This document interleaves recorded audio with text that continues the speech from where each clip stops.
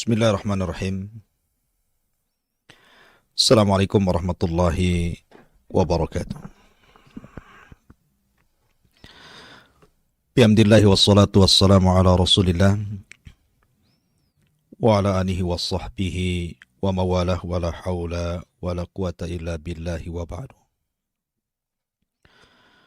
Alhamdulillah, segala puja dan puji hanya milik Allah subhanahu wa ta'ala yang mempertemukan kita kembali di Kiswah TV.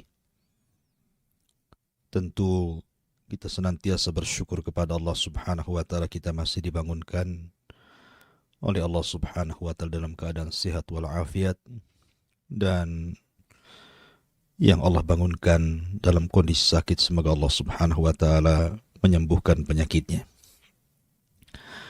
Salawat dan salam demi keberkahan di pagi hari ini kita limpahkan kepada Rasul kita, Nabi kita, uswah kita, teladan kita, Rasulullah Muhammad sallallahu alaihi wasallam. Allahumma salli ala sayyidina Muhammad wa ala alihi wa sahbihi wa man sara ala nahjihi ila yaumiddin. Di pagi hari ini kita akan mengkisahkan satu kisah tentang nasib pemilik kebun yang tercantum dalam suratul Qalam. Tepatnya pada ayat ke-17 sampai kepada ayat 32. Ma'asyiral muslimin yang dimuliakan Allah subhanahu wa ta'ala, sebelum saya bacakan ayatnya dan bagaimana kisahnya dan apa yang akan kita ambil pelajaran dari kisah ini, kita berikan muqaddimah dulu bahwa setiap umat ini diberikan fitnah, ujian dari Allah subhanahu wa ta'ala. Dan Nabi SAW bersabda, dan fitnahnya umatku, kata Nabi SAW, adalah harta. Karena harta itu adalah sirru tughyan, rahasia melampaui batasnya seorang hamba sehingga berani melakukan kezaliman. Sehingga Allah subhanahu wa ta'ala berfirman, kalla innal insana layatgha an ra'ahu istaghna.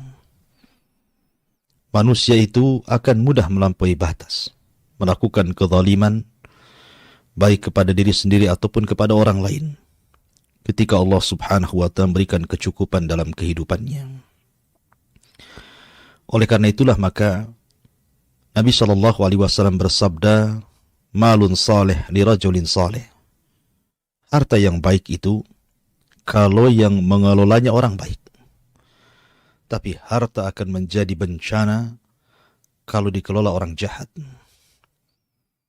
Maka dalam kisah ini kita akan melihat bagaimana manusia bermuamalah dengan harta. Kisah Ashabul Jannah, nasib pemilik kebun, rahasia di balik suratul Qalam. Allah subhanahu wa ta'ala berfirman, inna balawnahum kama balawna ashabal jannati id aqsamu la yasrimunnaha musbihin wa la yastathnun fatafa 'alaiha ta'ifun min rabbika wa hum naimun. Allah subhanahu wa ta'ala berfirman, sungguh kami telah menguji mereka. Maksudnya mereka di sini orang-orang musyrik Mekah. Sebagaimana kami telah menguji pemilik kebun.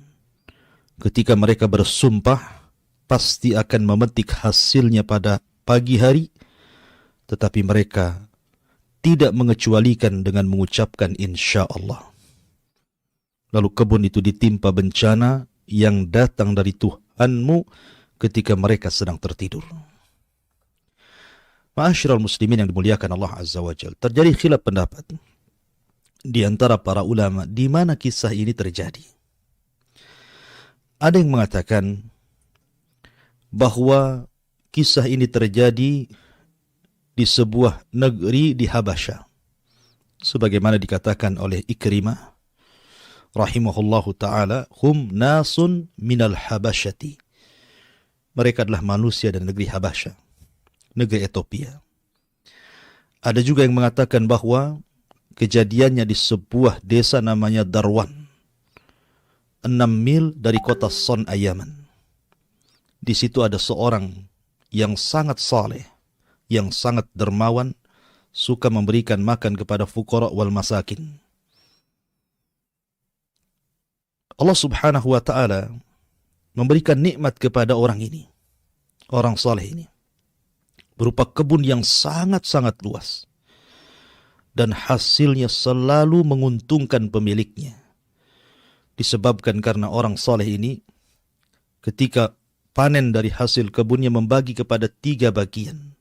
Sepertiganya diinfakkan kepada fuqara wal masakin, sepertiganya untuk dirinya dan keluarganya serta anak-anaknya, dan sepertiganya lagi dikembalikan kepada kebunnya. Begitulah berkahnya harta apabila disedekahkan. Nabi SAW bersabda, "Ma naqasa min mali sadaqah, ma naqasa min mali sadaqah bal yazdad, bal yazdad, bal yazdad." Tidak mungkin berkurang harta yang disedekahkan, bahkan akan bertambah, bertambah, dan bertambah. La in syakartum la azidannakum wa la in kafartum inna adzabi lasyadid. Kalau kalian mensyukuri nikmat Allah Azza wa Jalla, Allah akan tambah nikmat kalian. Tapi kalau kufur, ingat, azab yang pedih menunggu kalian. Ma'asyiral muslimin yang dimuliakan Allah Azza wa Jalla. Ketika kemudian Allah Subhanahu wa ta'ala melimpahkan rizki karena orang saleh ini selalu bersyukur kepada Allah Azza wa Jalla dengan memuliakan manusia. Dan ingat bahwa siapapun yang memuliakan manusia, Allah muliakan. Dan siapapun yang menghinakan manusia, Allah hinakan. Orang saleh ini, Allah Subhanahu wa ta'ala anugerahkan 5 putra. Dari 5 putra ini, 1 di antara mereka mewarisi sifat bapaknya. Betul-betul mewarisi sifat bapaknya. Tetapi yang 4 orang ini sama sekali tidak mewarisi sifat bapaknya. Bahkan mereka adalah bukhala, orang-orang bakhil, dan orang-orang jahat. Ketika Allah Subhanahu wa ta'ala takdirkan orang soleh ini meninggal dunia, sehingga mewarisi kebun yang sangat luas, yang sangat banyak menghasilkan hasil buah-buahan sehingga mencukupkan untuk makan 1 tahun setiap panennya. Ketika ayahnya meninggal, maka tiba-tiba anak-anaknya ini melihat kebun itu betapa luasnya. Kemudian Allah Subhanahu wa ta'ala uji bahwa kebun itu memiliki buah yang jauh lebih rindang dibandingkan ketika ayahnya masih hidup. Dari sinilah kemudian timbul niat jahat anak-anak daripada orang saleh ini. Akhirnya kemudian mereka pun bersumpah untuk tidak membagi hartanya kepada manusia, kepada orang-orang fakir, kepada orang-orang miskin, bahkan membodoh-bodohkan ayahnya dan mengatakan, "Inna abana rajulun ahmak." Bapak kami ini orang bodoh. Harusnya hasil sebanyak ini diserahkan kepada kami anak-anaknya, supaya kami anak-anaknya menjadi anak-anak yang kaya raya. Lihat bagaimana niat yang jahat yang dilakukan anak-anaknya berbeda dengan ayahnya, seorang yang saleh dan dermawan. Makanya Allah Subhanahu wa ta'ala berfirman di sini, "Inna balawnahum kama balawna ashabal jannah." Ketika orang-orang Quraisy tertimpa paceklik hebat luar biasa, sehingga sebagian mereka kelaparan karena paceklik yang berkepanjangan, maka Nabi SAW disuruh membacakan ayat ini kepada mereka. Dan Allah katakan, "Inna balawnahum kama balawna ashabal jannah." Sesungguhnya kami telah menguji mereka, orang-orang musyrik Arab itu, orang-orang musyrik Quraisy itu. Bagaimana tidak? Ketika Allah Subhanahu wa ta'ala berfirman kepada mereka, "Li'ila fi Quraisyin ila fihim rihlatash syita'i was-saif, falyabudu rabb hadzal bait alladzi at'amahum min ju'in wa amanahum min khauf." Allah berikan 2 kenikmatan hebat bagi orang-orang Quraisy ini. Pertama, keamanan, dan yang kedua, rizki yang melimpah. Tetapi karena mereka kufur kepada Allah Subhanahu wa ta'ala, Akhirnya Allah kirim paceklik hebat. Makanya Allah subhanahu wa ta'ala katakan, sesungguhnya kami telah menguji mereka orang-orang musyrik Mekah, sebagaimana kami telah menguji pemilik kebun ketika mereka bersumpah pasti akan memetik hasilnya di pagi hari. Inna balawnahum kama balawna ashabal jannah idh aqsamu. Ketika mereka bersumpah, la yasrimunnaha musbihin. Mereka pasti akan memetik hasil kebun yang melimpah ruah ini. Ketika ayahnya meninggal dunia, kemudian mewarisi kebun yang sangat luas sekali, yang sangat menghasilkan dengan panen yang begitu banyak, maka anak-anaknya, mereka mulai melihat harta yang begitu banyak, mereka pun mulai berniat dengan niat yang sangat tidak baik, tidak terpuji. Mereka bersumpah tidak akan memberikan hasil yang akan dipanen mereka kepada orang-orang miskin, kepada fuqara wal masakin. Bahkan mereka digambarkan dalam Al-Quran wala yastathnun. Saking semangatnya mereka hendak memetik hasilnya, kemudian bersumpah untuk tidak memberikan kepada fuqara wal masakin sebagai zakat dan sedekahnya, wala yastathnun. Mereka sama sekali tidak akan mengecualikan kepada fuqara wal masakin. Ada juga yang mentafsirkan wala yastathnun itu artinya mereka lupa mengucapkan insya Allah. Jadi ketika mereka hendak berangkat memetik hasilnya, lupa mengucapkan insya Allah karena niat jahat mereka. Apa yang terjadi? Allah subhanahu wa ta'ala firmankan, fatafa 'alaiha ta'ifum mir rabbika wa hum naimun. Lalu kebun itu ditimpa bencana yang datang dari Tuhanmu ketika mereka sedang tertidur. Subhanallah. Rata-rata azab Allah subhanahu wa ta'ala itu terkadang Allah kirim di waktu manusia sedang lalai. Afa aminu makrallah. Apakah mereka merasa aman dari makar Allah subhanahu wa ta'ala? An ya'tiyahum bayata wa hum naimun. Ketika datang kepada mereka di malam hari mereka sedang tertidur? Ataukah datang kepada mereka di waktu duha mereka sedang bermain-main? Begitulah azab Allah subhanahu wa ta'ala. Rata-rata datang ketika lalainya manusia, dan umumnya di malam hari. Kita lihat di negeri kita saja, yang baru-baru ini terjadi musibah di Flores sana. Saya mendengar cerita bahwa musibah itu datang di malam hari. Anda bisa bayangkan batu-batu besar bisa menggelundung dari bukit-bukit dan gunung-gunung sehingga meratakan satu desa. Ratusan jiwa melayang, yang lainnya belum ditemukan. Dan itu kejadian di malam hari. Ya. Begitulah Allah subhanahu wa ta'ala. Apabila mengirim ujian berupa bencana, terkadang Allah subhanahu wa ta'ala kirim di saat manusia tidak sempat mereka bertobat kepada Allah azza wa jalla. Di saat mereka lalai, tertidur. Dari sini jangan pernah merasa aman dari makar Allah subhanahu wa ta'ala.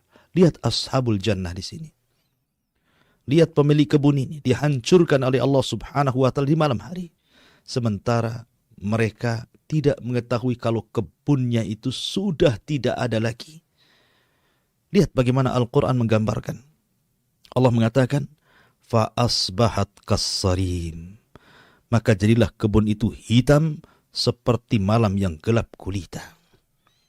Di malam itu Allah subhanahu wa ta'ala kirimkan halilintar dengan percikan api sehingga membakar seluruh kebunnya. Sehingga di pagi hari mereka tidak tahu kalau kebunnya itu sudah menjadi gelap gulita, menjadi gosong karena terbakar api yang Allah kirimkan kepada kebunnya. Hilang hasilnya. Bahkan pohon-pohonnya pun ikut mati karena terbakar. Fa'asbahat kassarim. Fatanadaw musbihin. Lalu di pagi hari, mereka saling memanggil. Mereka saling menemui saudara-saudara mereka. Ayo kita persiapan. Hari ini kita akan panen besar. Hari ini kita akan kaya. Hari ini kita akan memetik hasilnya. Kita akan kaya raya. Seolah-olah mereka mengatakan, mereka tidak tahu kalau kebunnya sudah tidak ada lagi. Maka Allah subhanahu wa ta'ala katakan, Anighdu ala harthikum in kuntum sadikin. Pergilah pagi-pagi ke kebunmu jika kamu hendak memetik hasilnya.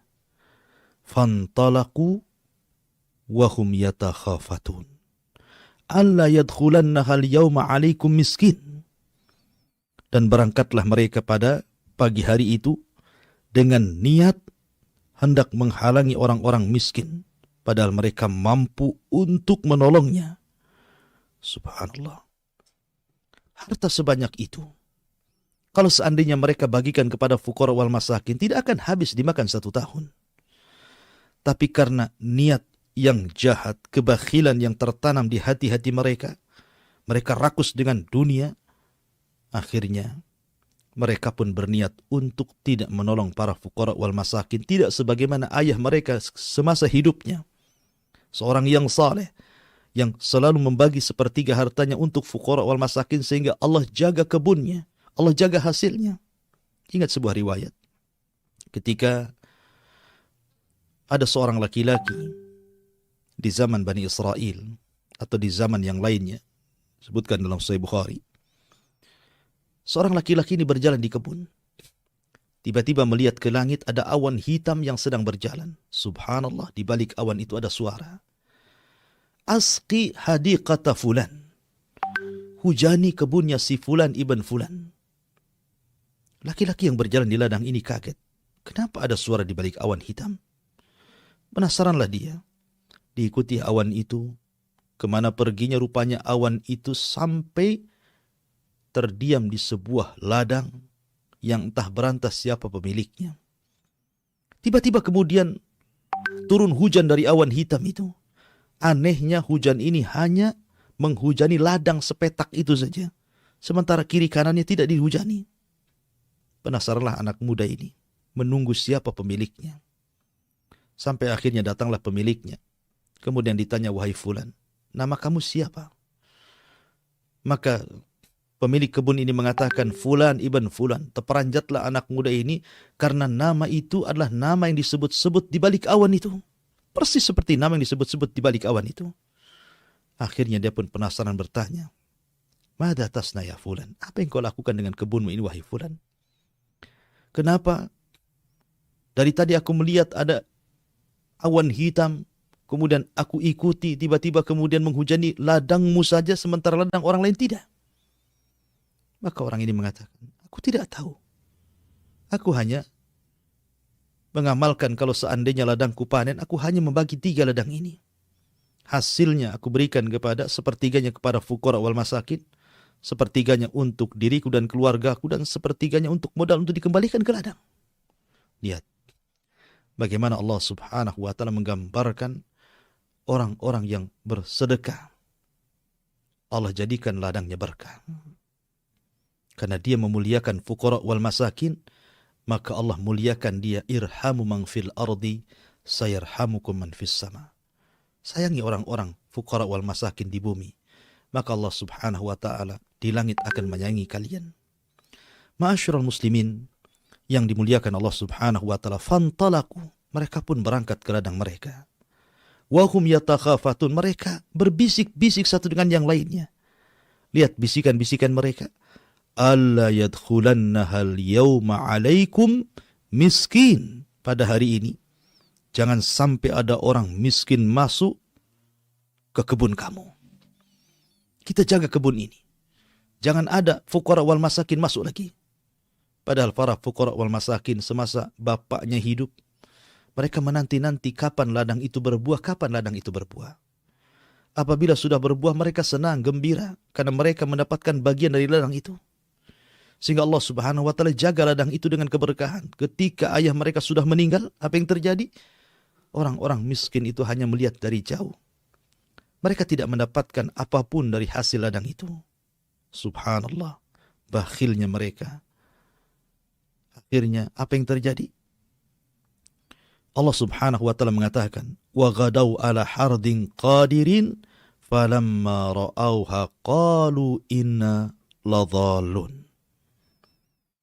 Maka ketika mereka melihat kebun itu, mereka berkata, sungguh kita ini benar-benar tersesat jalan. Jadi ketika mereka melihat kebun itu, mereka tidak yakin bahwa itu kebun mereka. Karena kebun mereka itu siap panen. Pohon-pohon yang sangat hijau dengan buah-buahan yang ranum siap petik. Tiba-tiba kebun mereka menjadi gosong, hitam, seolah-olah habis terbakar di malam hari. Tidak ada satupun tumbuhan yang hidup. Tidak ada satupun buah yang bisa dipetik. Semua hancur berantakan. Karena Allah subhanahu wa ta'ala mengadab di malam hari. Sehingga mereka mengatakan, jangan-jangan ini bukan kebun kami. Jangan-jangan kami nyasar jalan. Jangan-jangan kebun kami di sana di sini. Tapi setelah mereka berusaha untuk mengecek ke sana kemari, memang itu kebunnya. Allah subhanahu wa ta'ala hendak menguji mereka. Subhanallah. Lihat bagaimana niat buruk ini menjadikan rahasia datangnya adab Allah subhanahu wa ta'ala. Padahal baru niat. Belum mereka lakukan. Tapi bagaimanapun niat yang jahat, Allah akan membalas dengan kejahatannya. Al-jaza min jinsil amal. Oh, balasan itu sesuai dengan amalannya. Kemudian Allah subhanahu wa ta'ala mengatakan, bal nahnu mahrumun. Bal nahnu mahrumun. Mereka mengatakan, bahkan kita tidak mungkin memperoleh apapun di kebun ini. Kita diharamkan untuk mengambilnya. Allah subhanahu wa ta'ala tampakkan adabnya kepada mereka. Kemudian Allah subhanahu wa ta'ala berfirman, qala awsatuhum, alam akul lakum laula tusabbihun.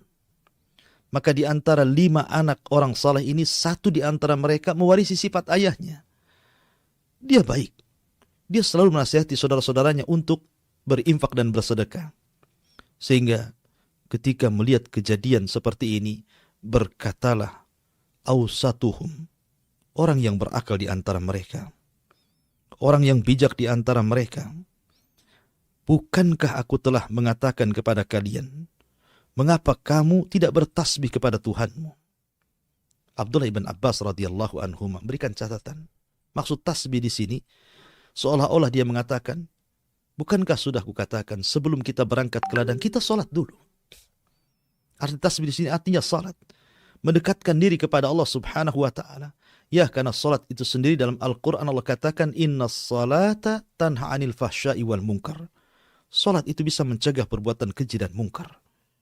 Artinya kalau seandainya mereka salat dulu, boleh jadi niat jahat itu bisa hilang. Tapi karena mereka tidak mendekatkan diri kepada Allah, hawa nafsu sudah menguasai mereka, mereka lupa diri. Seolah-olah mereka akan beruntung, tapi rupanya mereka malah buntung, tidak mendapatkan apapun. Ada juga yang mengatakan bahwa yang dimaksud tasbih di sini mengucapkan kalimat insya Allah, wala yastathnun. Mereka lupa mengucapkan insya Allah. Ingat bahwa kalimat insya Allah ini kalimat berkah. Siapapun yang mengucapkannya wufik akan diberikan taufik. Jangankan kita, para nabi dan rasul, ketika mereka lupa mengucapkan insya Allah, apa yang terjadi? Allah uji mereka. Sekelas Nabi Musa alaihi salatu wassalam, kurang apa Nabi Musa itu? Seorang nabi, seorang rasul, ulul azmi. Bahkan dia nabi pilihan dari nabi-nabi Bani Israel. Kalimullah. Dan dia juga salah satu nabi yang ditemui Rasul dalam peristiwa Mi'raj. Ketika dia sedang berkhutbah, datang seorang laki-laki mengatakan, ya Musa, adakah orang yang lebih alim dari dirimu? Musa nampak sifat kemanusiaannya dan mengatakan tidak ada. Lupa dia mengucapkan insya Allah. Harusnya dia mengatakan insya Allah tidak ada. Sebenarnya kalimat Nabiullah Musa ini tidak salah. Karena memang di zaman itu tidak ada orang yang lebih alim melebihi Nabi Musa alaihi salatu wassalam. Hatta Harun sekalipun, saudaranya. Tetapi ketika Allah subhanahu wa ta'ala melihat Nabi Musa tidak menggantungkan kepada masyiahnya, kehendaknya, maka Allah pun kemudian menguji Musa dan mengatakan ada. Ada orang yang memiliki pengetahuan yang engkau tidak punya. Akhirnya Allah subhanahu wa ta'ala menguji Musa untuk mencari orang itu tanpa alamat yang jelas. Alamatnya hanya temui orang itu di pertemuan 2 lautan. Dan cirinya ketika ikan asin yang kau bawa itu hidup kemudian loncat di sungai, maka ikutilah aliran air, aliran ikan itu, kau akan berjumpa dengan orang yang jauh lebih alim dibandingkan dirimu. Maksudnya Khadir alaihi salam. Lihat bagaimana Musa diuji oleh Allah Azza wa Jalla.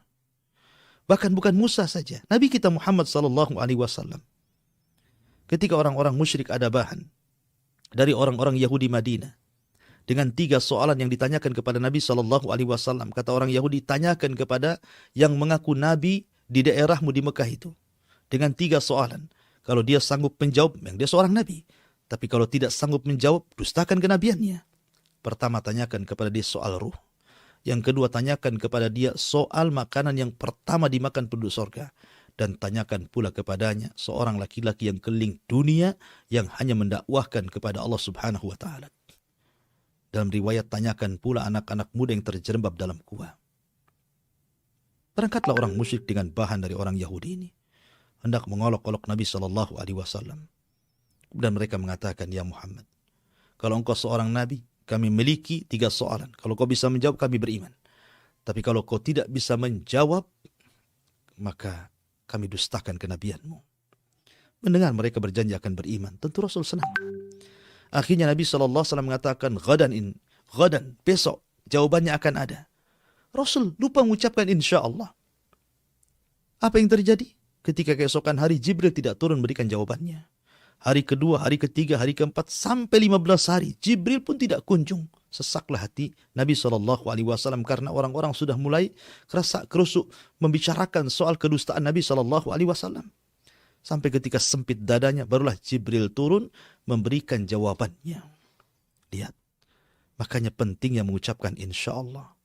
Bahkan kalaupun diucapkan orang jahat sekalipun seperti Ya'juj dan Ma'juj, ketika pimpinan mereka diilhamkan mengucapkan kalimat insya Allah, nahfiru ghadan insya Allah, kita gali lagi besok insya Allah, akhirnya jebolah benteng Dzulqarnain dan Ya'juj dan Ma'juj bisa keluar di akhir zaman karena ucapan insya Allah.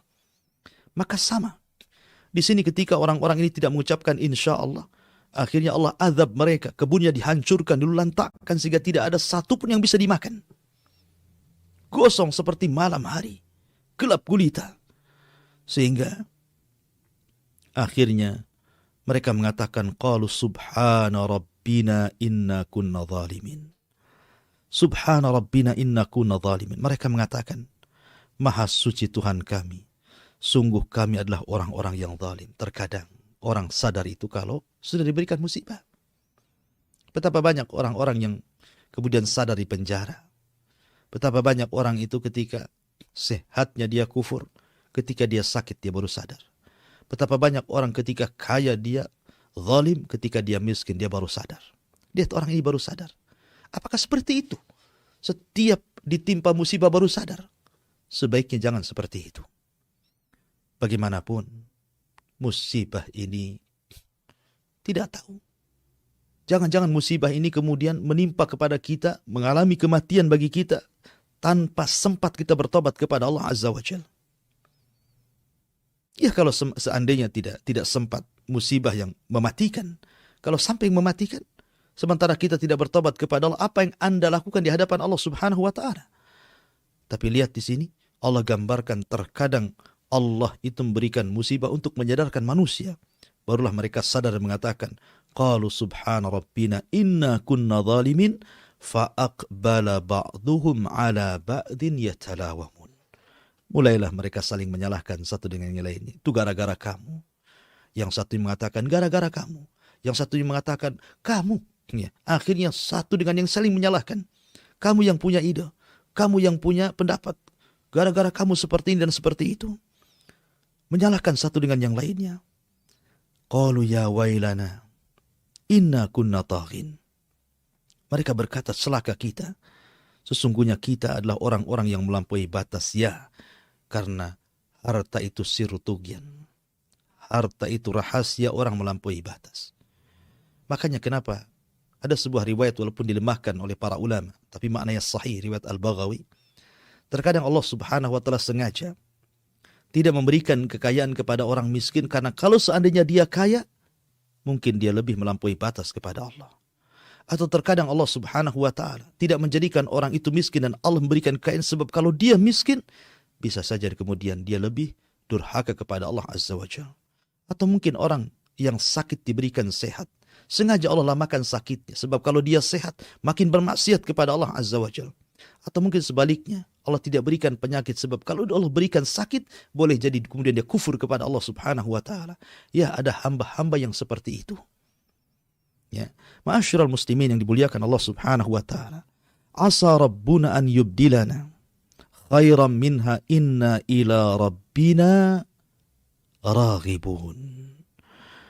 Mudah-mudahan Tuhan memberikan ganti kepada kita dengan kebun yang lebih baik daripada yang ini. Sungguh kita mengharapkan ampunan dari Tuhan kita. Ya, harusnya seperti itu. Orang yang berbuat dosa harus minta ampun kepada Allah Azza wa Jalla, istighfar.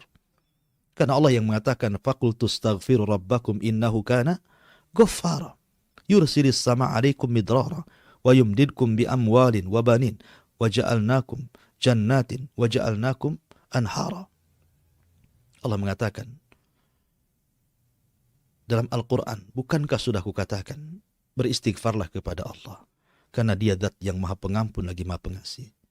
Sebab kalau kalian memperbanyak istighfar, yursilis sama alaikum idrar. Terkadang Allah akan banjiri kalian dengan hujan yang akan menyuburkan lahan dan ladang kalian. Bahkan Allah akan berikan banyak kekayaan dan keturunan. Dan Allah akan hijaukan kebun-kebun kalian dan Allah akan alirkan sungai-sungai kalian. Begitulah faedah istighfar. Makanya kenapa? Istighfar ini adalah sirrul barakah. Orang yang banyak istighfar, rahasia hidupnya diberkahi Allah Subhanahu wa taala. Kemudian Allah Subhanahu wa taala katakan, kadzalika al-adzab wa la adzabul akhirati akbar law kanu ya'lamun. Allah mengatakan seperti itulah adab Allah di dunia. Dan sungguh adab akhirat lebih besar sekiranya mereka mengetahui. Subhanallah. Kalau seandainya Allah Subhanahu wa ta'ala tidak mengadab manusia, menyegerakan di dunia, dan Allah gabungkan adab di akhirat, semuanya tidak akan ada yang selamat. Bahkan tidak ada orang yang masuk surga. Tapi terkadang Allah Subhanahu wa ta'ala dengan keadilannya terkadang menyegerakan adab di dunia sebagai kafarah dosa-dosanya. Begitulah Allah Subhanahu wa ta'ala menjanjikan kepada hamba-hambanya. Tapi ada dua dosa yang azabnya lipat, di dunia juga diberikan, di akhirat juga menunggunya. Nabi SAW mengatakan, ma min dzambin ajjalallahu ukubatahu fid dunya qabla al-akhirah al-baghyu wa qati'atur rahim. Kata Nabi SAW, ada satu dosa yang Allah segerakan adabnya di dunia, sementara di akhirat adabnya juga menunggu. Pertama, al-baghyu, melampaui batas, kezaliman, durhaka kepada manusia, tidak punya rahmat kepada manusia, berbuat zalim kepada manusia, dan juga pemutus silaturahim. Maka azabnya lipat. Di dunia disegerakan, di akhirat menunggunya, na'udzubillah. Maka orang-orang ini ashabul jannah ini zalim. Mereka tidak meneruskan budaya ayahnya. Mereka menahan zakat. Sementara Nabi SAW mengatakan, seandainya manusia itu muni'u zakata amwalihim illa ukhidu bis sinin. Ketika mereka mencegah zakat-zakat harta mereka, maka mereka akan diazab dengan paceklik yang hebat, kata Nabi SAW. Ma'asyiral muslimin yang dimuliakan Allah Subhanahu wa ta'ala. Beginilah kisah Ashabul Jannah. Kisah yang mengerikan. 3 anak orang saleh menjadi ibrah bagi dunia, bagi Anda pemilik harta. Apakah menunggu Allah Subhanahu wa ta'ala akan mengirim azab kepada kalian? Ataukah Anda menjadikan harta Anda berkah dengan cara memperbanyak zakat dan sedekah? Ma'asyiral muslimin yang dimuliakan Allah Azza wa Jalla. Ada faedah dari kisah ini. Yang pertama, tentang bahayanya niat jahat. Jangan pernah memiliki niat jahat. Karena niat jahat itu adalah rahasia turunnya azab Allah Subhanahu wa ta'ala. Lihat kisah ini. Ketika 5 orang ini, atau 4 orang yang satunya orang yang berakal ini, niat jahat untuk tidak memberikan sebagian harta mereka kepada fuqara wal masakin, padahal sudah budaya bapak-bapak mereka seperti itu. Niat jahat mereka, al jaza'u min jinsil amal, bahwa balasan itu disesuaikan dengan pekerjaannya. Ketika ada niat jahat, Allah balas dengan kejahatan. Yang kedua, terkadang Allah Subhanahu wa ta'ala membiarkan manusia dalam kondisi seperti itu. Mungkin dia kaya, kalau difakirkan dia makin kufur. Mungkin dia fakir, kalau dikayakan dia kufur. Mungkin dia sakit, kalau disehatkan dia kufur. Mungkin dia sehat, kalau disakitkan dia kufur.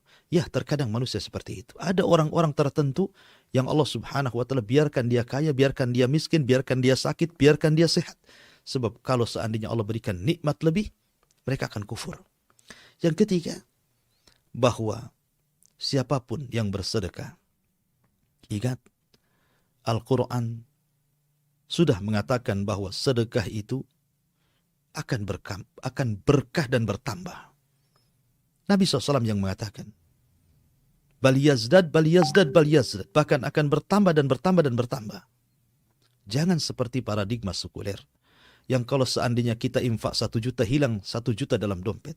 Tapi gunakan paradigma Al-Quran yang kalau Anda sedekah 1 juta akan dilipat gandakan 700 kali lipat. Dan yakinlah janji Allah subhanahu wa ta'ala, innallaha ghaniyun hamid. Allah itu zat yang paling kaya.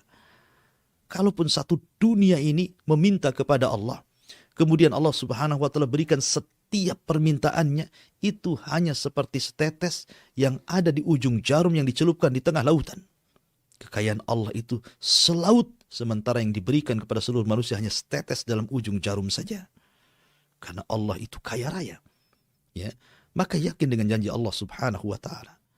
Kemudian yang keempat, bahwa balasan itu sesuai dengan amalannya.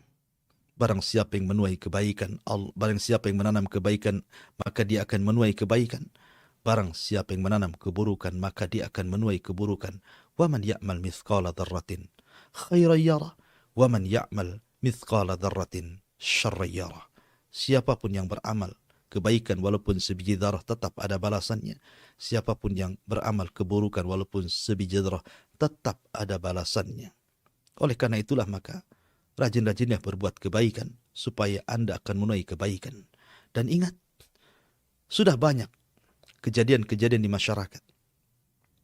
Orang-orang yang sukses karena mereka rajin bersedekah. Dan orang-orang yang gulung tikar karena mereka bakhil, tidak mau bersedekah. Lihat dalam Al-Quran. Lihat kisah Qarun dan Sulaiman. Qarun dulunya orang ahli ibadah. Seorang tarannum Taurat terbaik, bahkan suaranya indah, dicintai manusia. Tapi ketika diuji oleh Allah subhanahu wa ta'ala dengan kekayaan yang melimpah, kufurlah dia. Dan dia mengatakan kepada hartanya, innama utitu min ilmin indi. Harta ini aku punya karena kemampuanku, aku bisa kaya, bukan karena Allah azza wa jalla. Akhirnya Allah katakan, wa khasafna bihi wa bidarihil arda. Kami tenggelamkan Qarun dan seluruh hartanya ke dalam bumi.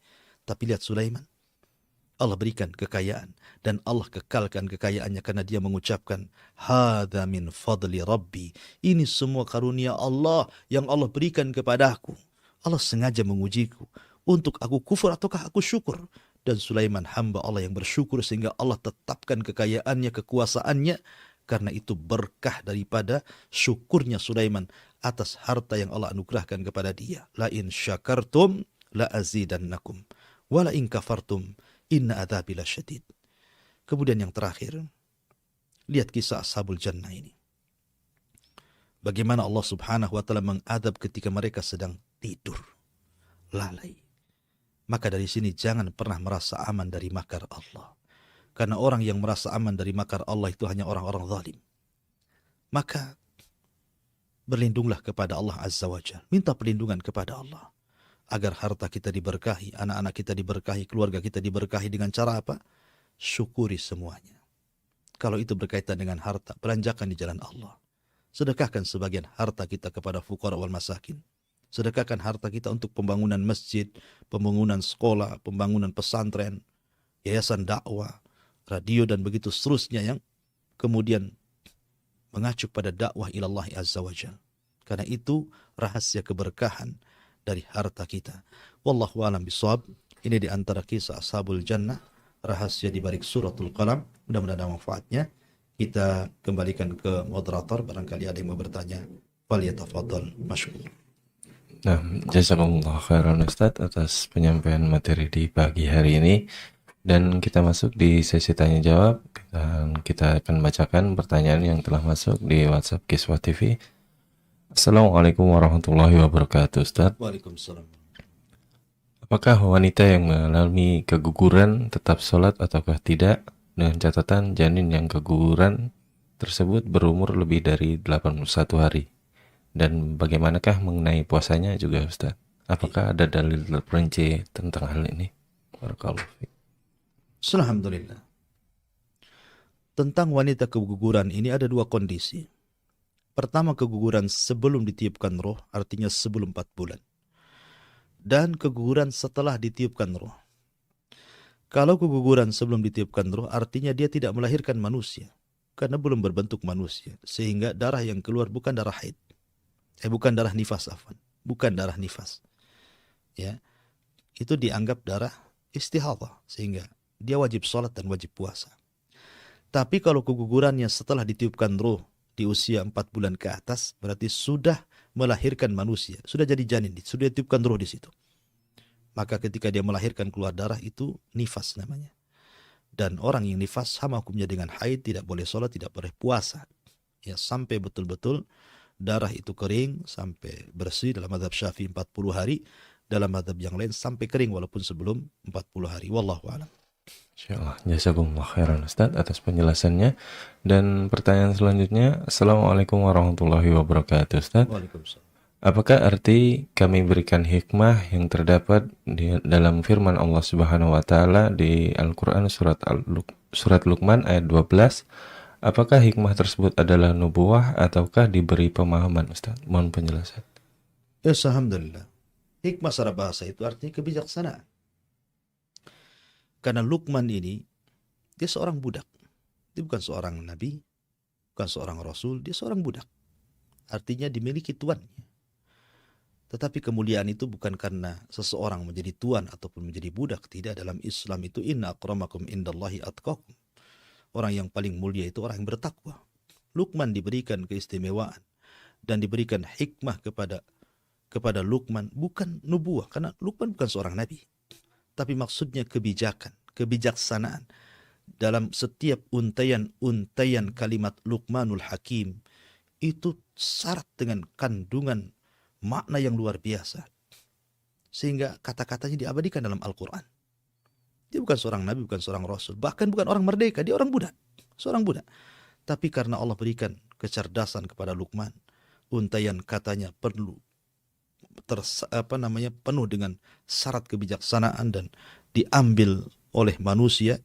Seperti suatu ketika majikannya mengatakan kepada Luqman, ya Luqman, ketika Luqman menyembelih seekor kambing, kata majikannya, wahai Luqman, ambillah dari badan kambing itu yang paling mulia. Maka Luqman mengiriskan lidah, kemudian memberikan kepada tuannya. Besoknya lagi, kemudian Luqman menyembelih kambing, kata tuannya, ambilkan yang paling buruk dari anggota badan kambing itu. Maka diiriskan lidah lagi, kemudian diberikan kepada tuannya. Tuannya kaget. Apa maksudnya? Ketika disuruh mengambil yang terbaik, diambilnya lidah. Kemudian ketika sesuatu yang buruk, diambilnya lidah lagi. Maka Luqman jawab bahwa lidah ini, kalau seandainya istiqamah, diucapkan untuk kebaikan, maka dia akan mulia. Tapi kalau lidah ini kemudian diucapkan kepada keburukan, maka dia akan hina dan termasuk seburuk-buruknya anggota badan. Begitulah Luqman. Makanya kemudian kata-kata Luqman diabadikan dalam Al-Quran. Bahkan Allah jadikan nama surat dalam Al-Quran suratul Luqman. Jadi hikmah di sini artinya kebijaksanaan. Untayan-untayan kata yang syarat penuh dengan kebijakan, kebijaksanaan, keadilan, menentramkan manusia. Sehingga kemudian Luqman itu seolah-olah seorang nabi. Padahal dia bukan nabi. Tapi Allah berikan kecerdasan kepada Luqman dan kata-kata untayan yang indah sehingga diabadikan dalam Al-Quran. Wallahu a'lam. Jazakumullah khairan Ustaz atas penjelasannya. Dan satu pertanyaan terakhir Ustaz. Assalamualaikum warahmatullahi wabarakatuh. Waalaikumsalam. Kapankah waktu yang tepat ketika kita hendak membayar fidyah Ustaz? Apakah ada batasan mengenai pembayaran fidyah tersebut? Mohon penjelasannya. Iya, alhamdulillah. Fidyah itu tidak ada batasan waktu. Tapi tentu sebaiknya segera dibayar. Kalau bisa sekarang tidak puasa, sekarang pula kita berikan fidyah kepada fuqara wal masakin. Allah mengatakan fidyatu ta'am miskin. Artinya fidyah itu diberikan kepada orang miskin berupa makanan untuk mereka. Dan kalau seandainya tidak sempat di bulan Ramadan, Anda bisa di bulan Syawal atau di bulan-bulan yang lainnya. Tapi semakin cepat Anda membayar itu semakin baik, karena supaya kita tidak terbebani. Ya, karena fidyah itu ganti daripada seseorang tidak melaksanakan kewajiban Allah Subhanahu wa taala. Seperti orang tua yang renta tidak sanggup puasa atau orang sakit yang tidak diharapkan kesembuhannya, maka mereka perlu bayar fidyah. Ya, dan sebaiknya segerakan supaya Allah Subhanahu wa taala sebelum mencabut nyawa kita, kita sudah membayar hutang kita kepada Allah Subhanahu wa taala. Wallahu a'lam bishawab.